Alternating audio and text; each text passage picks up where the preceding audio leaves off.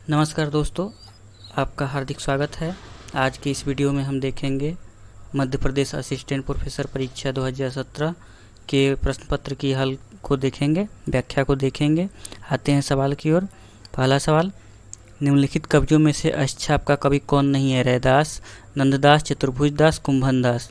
इसमें रैदास नहीं है। रैदास जी जो हैं संत कवि हैं। चतुर्भुजदास जी जो हैं वह कुंभनदास जी के क्या हैं? पुत्र हैं। और अष्टछाप की स्थापना कब होती है? 1565 में।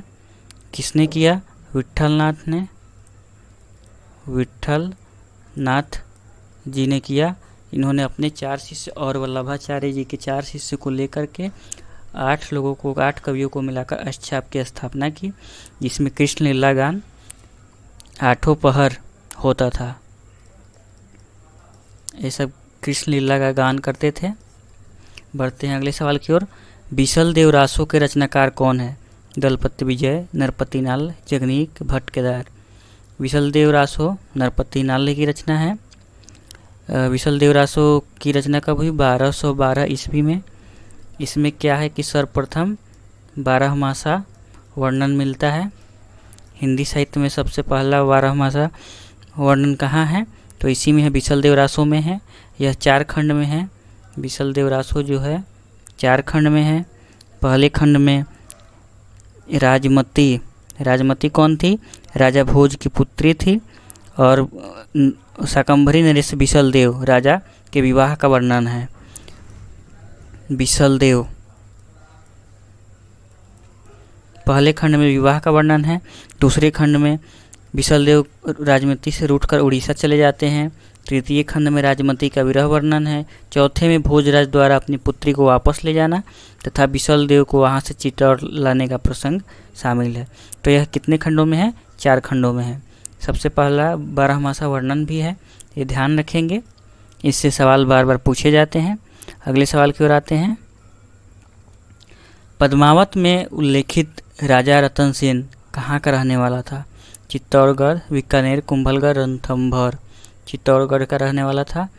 और रतन सेन के बारे में सबसे मजबूत, सब बार बार पूछा जाने वाला सवाल यह है कि किस चीज़ का प्रतीक है? रतन सेन जो है मन का प्रतीक है। मन या आत्मा, मन का प्रतीक है। यह बार बार पूछा जाता है। पात्रों के नाम किस चीज़ का प्रतीक है? कौन? और पद्मावत की रचना जो है 1540 ईस्वी में अवधी भाषा में होती है। अगले सवाल की ओर बढ़ते हैं। अगला सवाल है, आचार्य शुक्ल के अनुसार निम्नांकित में से कौन सी रचना तुलसीदास की है? इसमें तुलसीदास की रचना कौन सी है? तो छप्पर रामायण नहीं है। बरवै रामायण, हाँ बरवै रामायण है। करखा रामायण, रोल रामायण, ये भी नहीं है। तुलसीदास की कौन सी रचना है? बरवै रामायण। अगले सवाल की ओर बढ़ते हैं। अगला सवाल है, सूरदास कृष्ण भक्ति के किस संप्रदाय में दीक्षित थे? चैतन्य, राधा वल्लभ, वल्लभ सखी। वल्लभ संप्रदाय में दीक्षित थे। वल्लभ संप्रदाय के प्रवर्तक कौन हैं? वल्लभाचार्य। और इनका जो दर्शन है शुद्धाद्वैतवाद। और इन्होंने सूरदास के गुरु भी हैं वल्लभाचार्य, ये ध्यान में रखेंगे। अगले सवाल की ओर बढ़ते हैं। और इनके संप्रदाय का नाम है, वल्लभाचार्य के संप्रदाय का क्या नाम है? रुद्र। अगले सवाल की ओर बढ़ते हैं। सुजान हित, कृपाकंद, वियोग बेली किस कवि की रचनाएं हैं? तो ये घनानंद की रचनाएं हैं। घनानंद की एक और रचना है, काफ़ी चर्चित है, इश्क लता। इसे हमेशा याद रखेंगे हम। और ये रीति मुक्त कवि हैं। ये लक्षण नहीं लिखे हैं, उदाहरण भी नहीं, ये सीधे काव्य रचना करते हैं। अगले सवाल की ओर बढ़ते हैं। मध्वाचार्य का कौन सा मत है? मध्वाचार्य विशिष्टाद्वैतवाद जो है रामानुजाचार्य का है। द्वैतवाद जो है मध्वाचार्य जी का है। द्वैताद्वैतवाद निम्बार्काचार्य का है। शुद्धाद्वैतवाद जो है वल्लभाचार्य जी का है। तो इसे याद रखेंगे। मध्वाचार्य जो हैं द्वैतवाद के प्रवर्तक हैं। सुधा द्वैतवाद वल्लभाचार्य, द्वैताद्वैतवाद निम्बार्काचार्य, विशिष्ट द्वैतवाद रामानुज। याद रखेंगे। अगले सवाल की ओर बढ़ते हैं। संतन को कहाँ सिकरी सो काम, आवत जात पन्हैया टूटी बिसर गयो हरिनाम। यह किसका कथन है? परमानंद दास, कुंभन दास, सूरदास, कृष्णदास। ये कुंभन दास की पंक्ति है। ये सभी अष्टछाप कवि हैं, अष्टछाप के कवि हैं। कुंभन दास के पुत्र का नाम चतुर्भुज दास है, इसे ध्यान में रखेंगे। आगे बढ़ते हैं। राजा जय सिंह के दरबारी कवि कौन थे? भूषण बिहारी, मोतीराम सेनापति। तो बिहारी थे, बिहारी जय सिंह के दरबारी कवि थे। इनकी रचना बिहारी सतसई है, काफ़ी प्रसिद्ध है, एकमात्र रचना है जिसे प्रसिद्ध हुए। यह ब्रज भाषा में है, यह ब्रज भाषा में है। अगले सवाल की ओर बढ़ते हैं। आचार्य रामचंद्र शुक्ल ने छायावाद के किस कवि को लेकर के कहा है कि मधुमयी प्रतिभा और जागरूक भावुकता का कवि है? यह जयशंकर प्रसाद के बारे में कहा है। अगले सवाल की ओर बढ़ते हैं। चाह नहीं मैं सुरबाला के गहनों में गूथा जाऊं, पुष्प की अभिलाषा शीर्षक कविता किस कवि की है? बालकृष्ण शर्मा, माखनलाल चतुर्वेदी, सियाराम शरण गुप्त, सुभद्रा कुमारी चौहान। यह जो कविता है पुष्प की अभिलाषा, यह किस कवि की रचना है, काव्य है? तो माखनलाल चतुर्वेदी। माखनलाल चतुर्वेदी जी को हम एक और नाम से जानते हैं, एक भारतीय आत्मा। इनको जो है साहित्य अकेडमी पुरस्कार मिल चुका है और इनको साहित्य अकेडमी जिस पे मिला है 1955 में मिला है। हेम तरंगिनी काव्य पे मिला है साहित्य अकेडमी, साहित्य अकादमी। आते हैं अगले सवाल की ओर। कविवचन सुधा और बाला बोधनी के संपादक कौन थे?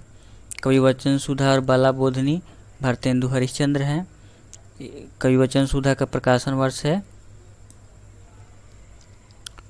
1868 और बाला बोधनी 1874।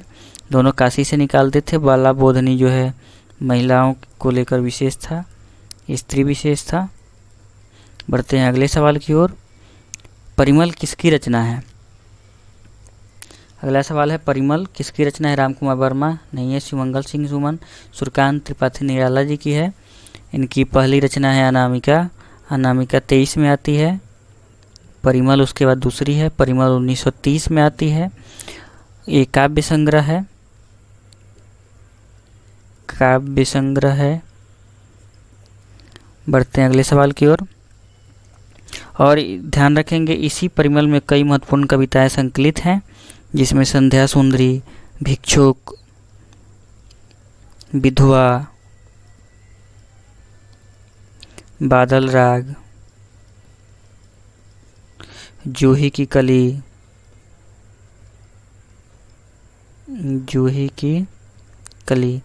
ये सब महत्वपूर्ण कविताएं परिमल में ही संकलित हैं, इसे ध्यान रखेंगे। अगले सवाल की ओर बढ़ते हैं। केदारनाथ अग्रवाल किस काव्य धारा के कवि हैं? छायावाद के नहीं हैं, प्रयोगवाद के भी नहीं है, प्रगतिवाद के हैं। केदारनाथ सिंह प्रयोगवाद में आते हैं, प्रयोगवाद में केदारनाथ सिंह जी आते हैं, कंफ्यूज नहीं होना है। अगले सवाल की ओर बढ़ते हैं। आत्मजयी किसकी कृति है? आत्मजयी कुंवर नारायण इन्हीं की है। आत्मजयी का जो विषय वस्तु है, सबसे पहले तो यह 1965 में रचित प्रबंध काव्य है। कुंवर नारायण जो है तीसरे सप्तक के कवि हैं, तीसरे सप्तक के महत्वपूर्ण कवि हैं, ये भी ध्यान में रखेंगे। इन्हें ज्ञानपीठ पुरस्कार 2005 में मिला है, 2005 में ज्ञानपीठ पुरस्कार मिला है और 1995 में साहित्य अकादमी।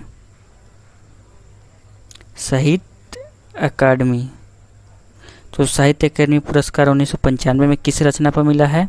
कोई दूसरा नहीं, कोई दूसरा नहीं, कोई दूसरा नहीं इस पे मिला है, इसे ध्यान रखेंगे। अगले सवाल की ओर बढ़ते हैं। कौन सा काव्य संग्रह पंत जी का सुमित्रानंद पंत का नहीं है? पल्लव है, ग्रंथि भी है, गुंजन भी है। हम जैसे कि ऊपर बताए थे, अनामिका किन की है? अनामिका निराला की रचना है, 1923 में है, और ये पुनः 1938 में इसका दूसरा संस्करण आता है। अगले सवाल की ओर बढ़ते हैं। निम्नलिखित में से कौन विशुद्ध राष्ट्रीय भावधारा का कवि नहीं है? राष्ट्रीय भावधारा किस में नहीं है? सोहनलाल द्विवेदी में है, माखनलाल चतुर्वेदी में है, नागार्जुन में नहीं है, दिनकर में है। नागार्जुन जो हैं प्रगतिवादी कवि हैं और ये मैथिली भाषा में भी रचनाएं करते थे। यात्री इनका उपनाम है। इन्हें पत्रहीन नग्न गाछ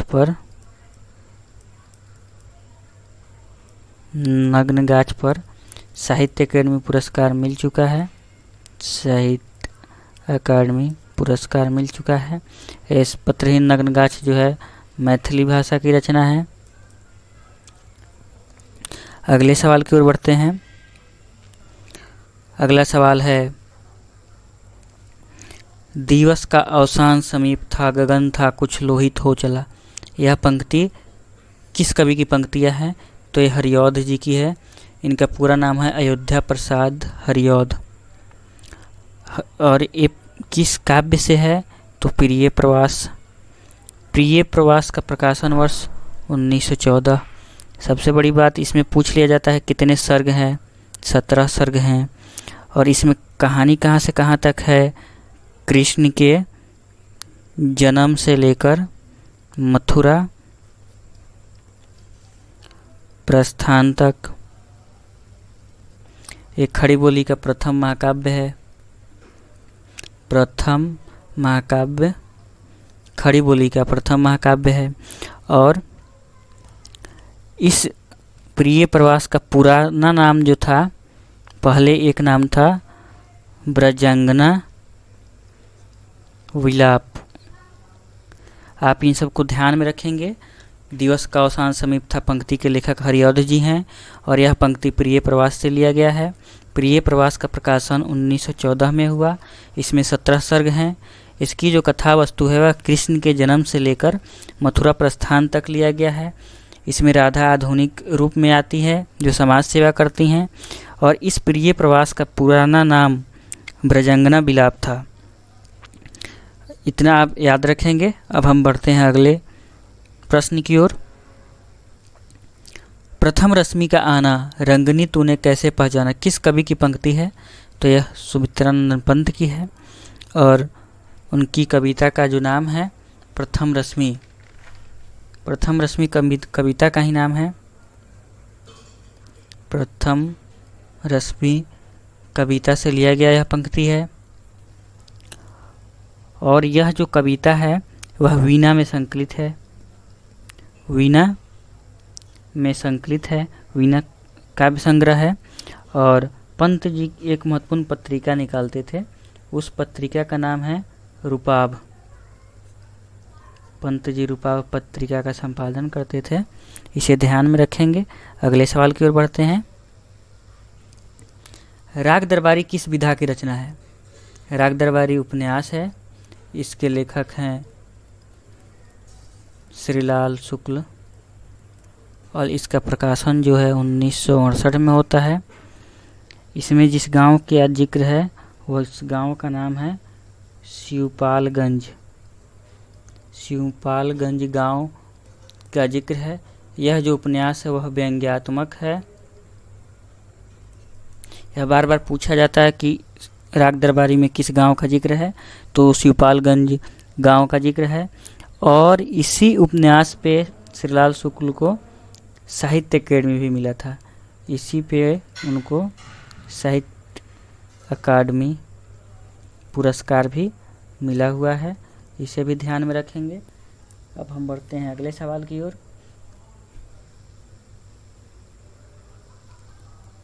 अगला सवाल है, एक घूंट किसका लिखा हुआ एकांकी है? एकांकी एक अंक में जयशंकर प्रसाद का है। इसका प्रकाशन 1930 है।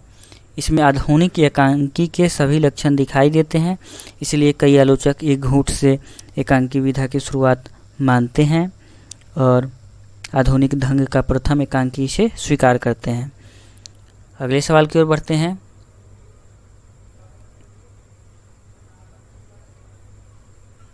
अगला सवाल है, साहित्यालोचन किसका लिखा हुआ समीक्षात्मक ग्रंथ है? साहित्यालोचन ये तो हम पढ़ते आए हैं, श्याम सुंदर दास की रचना है। यह 1922 में प्रकाशित है।